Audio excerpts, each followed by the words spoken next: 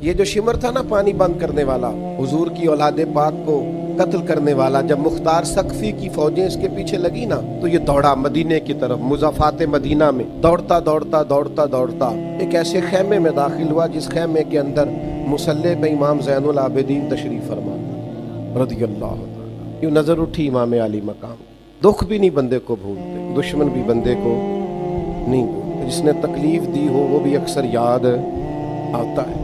تو امام نے یوں نظر اٹھائی، دیکھا چونکہ وہ دوڑا آیا تھا اور گرمی کا موسم تھا تو سانس پھولا ہوا تھا، تو امام فرمانے لگے پانی پلاؤں؟ دشمن ہے نا، پانی پلاؤں کس کو؟ جس نے پانی بند کیا۔ تو شمر سمجھا کہ انہوں نے پہچانا نہیں۔ امام اٹھے، مٹکے سے پانی پیالے میں ڈالا اور بھر کے دیا، کہا پی لو۔ پیاس بڑی شدید تھی، وہ پی گیا۔ امام نے ایک پیالہ اور بھر کے دیا، تیسرا پیالہ اور دیا، جی بھر کے پانی پی لیا، تھوڑا سستا لیا، سانس بحال ہو گئی۔ امام مصلی پہ چلے گئے، اسے بھی محسوس ہوا کہ جو فوج میرے پیچھے لگی تھی وہ دائیں بائیں ہو گئی۔ وہ باہر نکلا،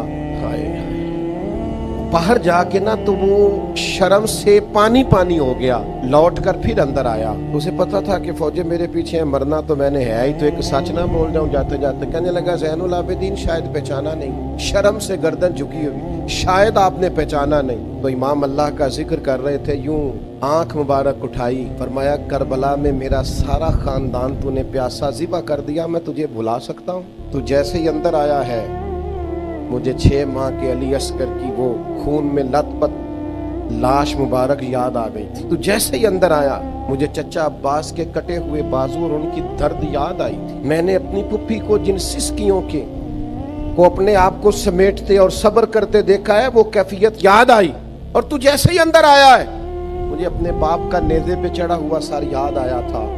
یہ کہتے کہتے امام کے پھر آنسو نکلے، آنسو پوچھے تو شمر گھٹنوں کے بل بیٹھ گیا، کہنے لگا زین العابدین پہچان گئے تھے تو پھر پانی کیوں پلایا؟ تو امام نے یوں کر کے آنسو پوچھے، کہنے لگے مجبور بڑا ہوں نا، علی کا پوتا ہوں، میں کروں کیا؟ میں علی کا پوتا ہوں، سیدہ کا پوتا ہوں، میں حسین کا بیٹا ہوں، میرے گھر کا رواج ہی کچھ اس طرح کا ہے، میں اپنی